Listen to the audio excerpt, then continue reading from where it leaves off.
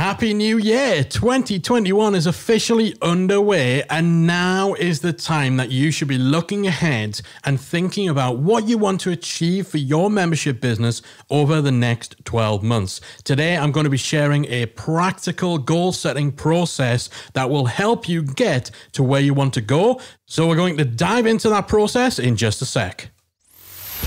You're listening to the Membership Guys podcast, bringing you proven, practical tips and advice from the leading experts on growing a successful membership business each and every week. And now, here's your host, Mike Morrison. Hello. Welcome to episode 287 of the Membership Guys podcast. You are listening to the number one show for proven practical advice on growing a successful membership business.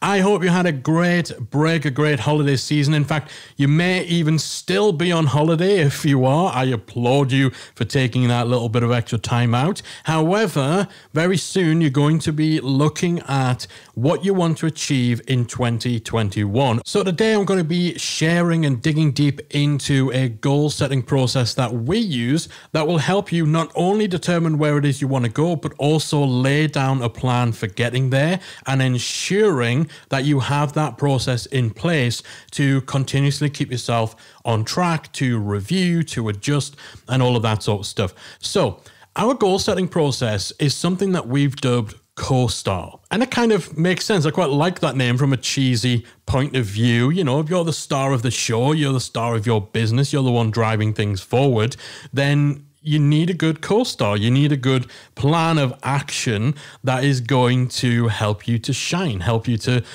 deliver the goods. I know that's a tenuous link. It's a little bit cheesy, but it just so happened that this process came out as an acronym as co-star. I quite like it. So we're going to talk about what a co-star plan is and how you can implement it into your business. So let's break down what co-star actually means.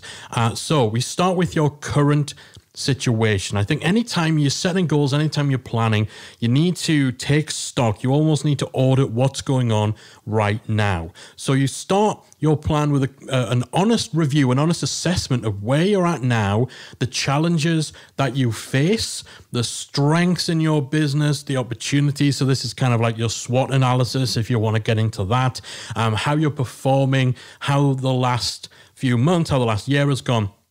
It's really a stock take of where are we now. You need to know where you are. If you're plotting out a journey, then you need to know where your starting point is. What are we working with right now? So that's the C in our co-star, your current situation analysis. Next, you move on to your objectives, your goals. Where do you want to be? What do you want to achieve? What are your short-term, mid-term, and long-term goals for your membership business, or indeed your business as a whole if your membership is just one part of it? Next, you have your strategy. So how are you actually going to achieve your goals? What do you need to have done in order to get to where you want to go? Next are your tactics. So what actually needs to be done in order to implement the strategy, to execute the strategy? Then you have your actions. So these are the actual practical steps needed. What's on the to-do list? What are the boxes that need to be checked for each of the different tactics you're going to be putting in place as part of your strategy? And then finally, R is for review. So this is where you're periodically going to be checking in, reviewing your progress, measuring the tactics and the strategies that have been implemented, analyzing how you are making progress towards your ultimate goals, refining and adjusting the plan if needed. Now, whenever you start talking about things like strategy and tactics, these are terms that get conflated, right? It's basically some people, what they call strategy are actually tactics. What they call tactics are actually strategy, because it's all really about what are the things you need to do to get to where you want to go. So things can get a little bit mixed up. So I'm going to give a little example of this co-star approach. So let's just say when you assess your current situation, you are in a place where your member revenue seems to be stagnating. So your year-on-year growth in your membership has slowed way down. So that could be the big takeaway that you get when you do that stock take on where you are currently in your business. And so that might mean that your objective could actually involve having a few different goals, a few objectives that you want to hit in order to get things moving, to turn around that situation. But let's say one of those objectives is to reduce member cancellations by 25% in order to bring your churn rate down from 8% to 6%. So again, we're getting specific. So this is the goal. So again, you're probably going to have multiple goals. So if your revenue is stagnating, one goal might be to achieve a certain level of actual new signups to get more money. One goal might be to expand on other revenue streams and increase the amount of revenue that they bring in to a certain percentage. And then one of the goals, as we said, could be centered around reducing member cancellations. So let's just kind of stay focused on just one track to give you that example. So your current situation, revenue stagnating, your membership's kind of stopped growing. A key objective will be to bring cancellations down by a specific amount to reduce your churn. One strategy for that might be to improve your member experience in order to encourage higher community engagement and consumption of content. Now, that's something that would play a part. If you can achieve that, that would play a part in reducing cancellations. If people are engaged, if people are consuming, they're using what they're paying for, then it stands to reason, it's a reasonable hypothesis that that will mean people stay longer. So if we can implement that strategy, we can improve your member experience, then that should help us achieve those goals. Now, there might be a few ways in which you actually improve that member experience. So these are your tactics. One of those tactics could be to look for improvements that you can make in your new member onboarding process. So again, you want to improve member experience. You might look at a tactic might be introduce gamification. A tactic might be to switch to a new community platform. A tactic might be to survey your audience in order to get a full understanding of why they joined and how happy they are and all that sort of stuff. But again, the tactic we can look at here is improving your new member process. And so that then, the implementation of that, the execution of that breaks down into specific actions. So it may start that on that list with first step being to analyze the open rates on the emails that you send in your onboarding sequence. It might be to rewrite the subject lines for any emails that have less than 25% open rate. Maybe to add a new email or a new message into your onboarding that highlights recent additions to your membership.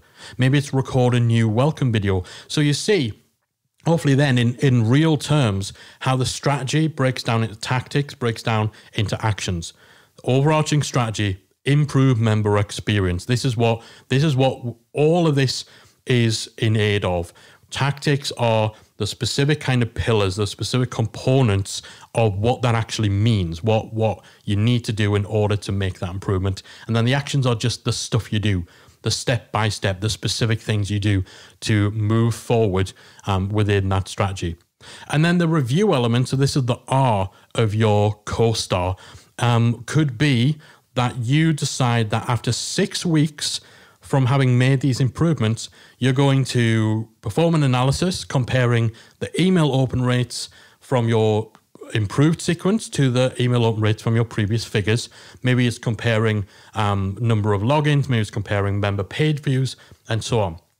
So that's a practical example of how we get from identifying a problem through analyzing your current situation, coming up with an objective, a goal that will help us to address this problem, singling out strategies that will help you to reach that goal, breaking that down into specific tactics, and then mapping out the steps, the actions that need to be taken in order to execute on those tactics and move that strategy forward. And then the all-important final step, having a plan in place, a regular review process that will let you determine whether you're heading in the right direction or not. So that's your co-star: current situation, objectives, strategy, tactics, actions, and reviews. And as we said, from assessing your current situation, you might come out with a bunch of different goals, 4 to 5 key objectives. And for each of those, that might break down into 3 or 4 main strategies that you want to focus on, which then break down further into the tactics and the actions. So you'll probably find yourself identifying 3 to 5 key objectives for your business. And then it's almost like a pyramid where it just breaks down. Each of those objectives breaks down into a couple of key strategies, which break down into specific tactics, which have their own set of step-by-step actions to implement. So this can be really useful for getting you focused on the things that matter and the things that are going to drive you forward to address any problems, to capitalize on any major opportunities within your market, and to move forward and hit those goals that will take your business further. Now, as with any planning process, your co-star plan needs to be SMART. We're really busting out the acronyms, but the SMART acronyms, SMART goals, are probably something that's familiar to you. Anytime you're setting goals, anytime you are deciding on how you're going to review those goals, they need to be SMART. SMART breaks down into specific, measurable, achievable, relevant, and time-bound. You need to be specific with your goals, with your plan. If you paint in broad strokes, then it's going to be much harder to actually map out a plan of action because you don't have that clarity on what you are aiming for. So again, when we're talking about our example, we might say that our goal is reducing cancellations by 25%. It's specific. We want to bring cancellations down by 25%. We want to take churn from 8% to below 6%. That specificity gives you the North Star that makes it easier for you to be able to determine, okay, well, after a year, cancellations were reduced by 26%, therefore we hit our goal. If your goal is just reduce cancellations, then, cancellations might drop by 0.001%, and technically you've achieved the goal, but you're not really in any better a situation. So they need to be specific. They need to be measurable. Again, this comes down to your ability to actually analyze and assess whether or not you're making progress. So, improve our membership. That's not measurable because it's not specific, right? You need to be able to measure the goals that you're setting in order to determine if you're on track, if you're actually getting anything out of the time, the resources, and the energy you're putting in. Your goals need to be achievable, or in other words, they need to be realistic, right? So if you're sitting there with 100 members, and you're generally averaging about 10 new members a month, you don't want to set your 2021 goal as hit 25,000 members because that's so far removed from the reality of where you are right now. It might be achievable, but it's definitely a moonshot, right? So you need to be realistic. The goals that you set, the plan of action that you implement needs to be achievable. And it's not just in terms of, whether you're in cloud cuckoo land in terms of what you think you're going to be able to achieve over the next year, but also in terms of achievability. You really need to take into consideration the time, the resources, and the energy at your disposal. If you decide that one of the strategies for getting to where you want to go might include, start publishing YouTube video or grow our YouTube following in order to enable us to tap into a whole new audience. And that breaks down into you deciding that your tactics will be to release a daily tutorial video on YouTube, then that's a lot of work. So if it's just you and your business and you don't really have the money or the resources to hire, people to help you with this. And even if you do, if you've got a video editor, then doing a daily video on top of everything else you're doing, if you're not doing any video right now, again, it's fairly unrealistic that you're going to be able to get there with the resources at your disposal, certainly within the next 90 days, 6 months, a year, or whatever. Now, if you think that you can, then go for it. But again, you want to make sure you're being realistic. You want to be considering the context of where you are now, what resources you have, and how realistic your goals your plan actually is. The R in your SMART goals are relevant. So this is why we do our analysis of the current situation as part of our course style plan. It's in order to make sure that what comes after is actually relevant to the situation your business is in, to the problems that exist, to the opportunities that maybe you identify as being ones that you're not currently tapping into. Like, it has to have relevance to your business, what's going on, the direction you want to go in, and all of that sort of stuff. And that flows all the way through your course style plan. So again, if you identify that your sales are horrendous, then everything that comes after really should be centered around improving the sales. But if you identify the major problem, the major risk facing your business is sales are plummeting and your existing member revenue isn't enough to make up for it, but then all your strategical plans, all your tactics, all your actions and all of that are focused on customer service, then again, the relevancy of what you're doing to the situation you're trying to address, the relevancy of the solution to the problem just isn't there. That's not to say that, things like customer service aren't important. They are, but you have to consider your priorities and the relevance of what you're spending your time on and what you're prioritizing within your plan. Then the final element of your SMART goals, your SMART plans, is that they need to be time bound. So this relates a bit more to the goals you're setting and to the review process. You need to set deadlines. You need to set a realistic time frame by which you want to have achieved things. Otherwise, there's not as much of an impetus, not as much of a driving force to make sure that you're actually implementing and taking action.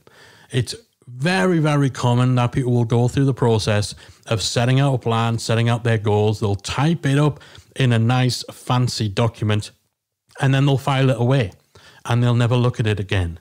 And then 6 months down the line, they're wondering why they're no further forward with their business. So making sure that your goal setting, making sure that your plans have a time specific element to them. They are time bound. You've got deadlines, you've got review dates, and you're also conducting your planning cycle and your review cycle with a fairly regular interval. So we tend to lean towards a 90-day planning cycle.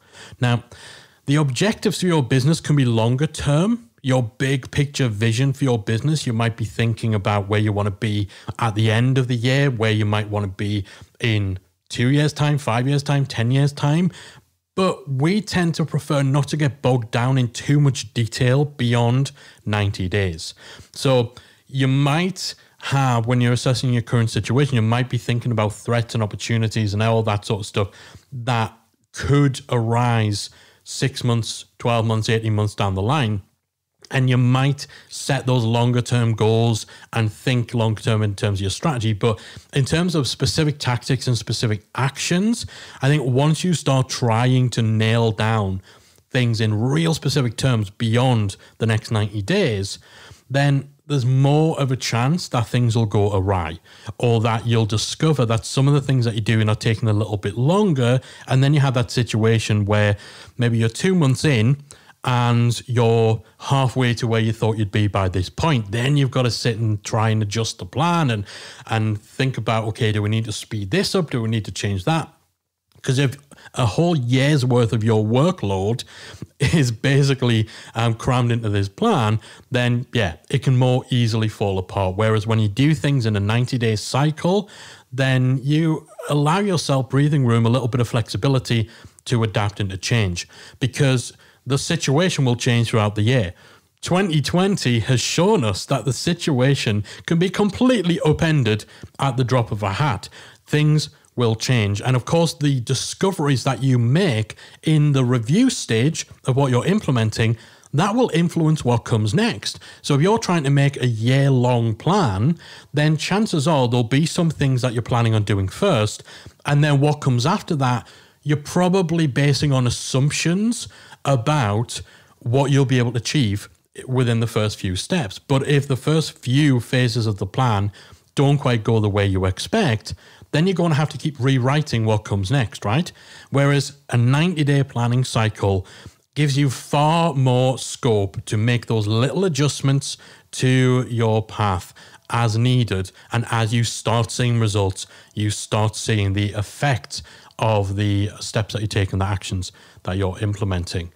When you entrench yourself with an in-depth, overly detailed 12-month plan, it makes you immobile. It makes it harder to change course as you start to execute. 90-day cycles give you a long enough period of commitment to ensure that you actually make things happen without bogging you down.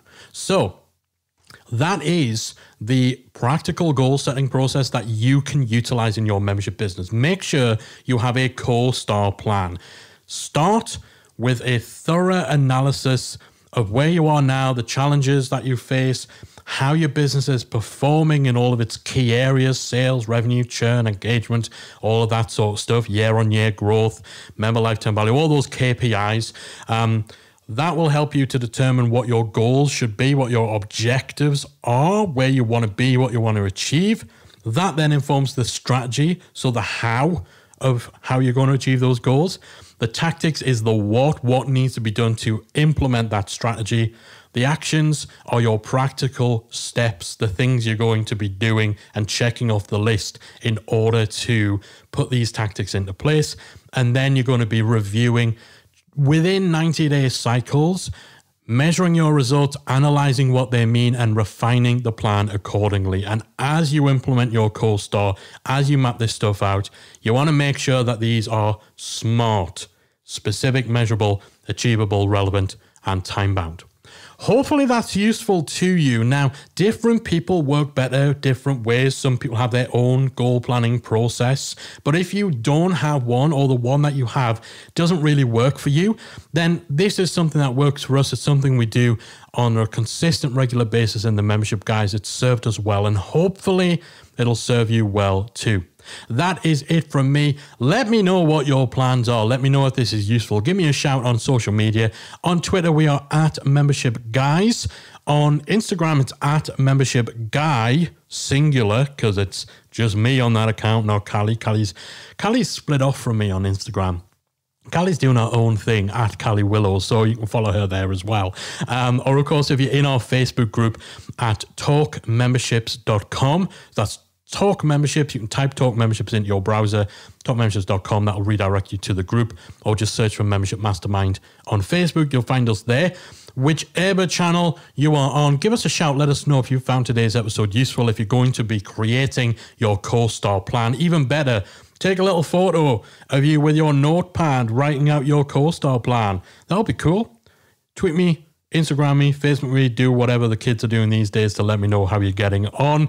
And hopefully this episode will help get you set up for what I'm sure will be a very successful year ahead. That is it from me. Thanks so much for sticking with me and for listening to today's episode. I'll be back again next week with another installment of the Membership Guys podcast.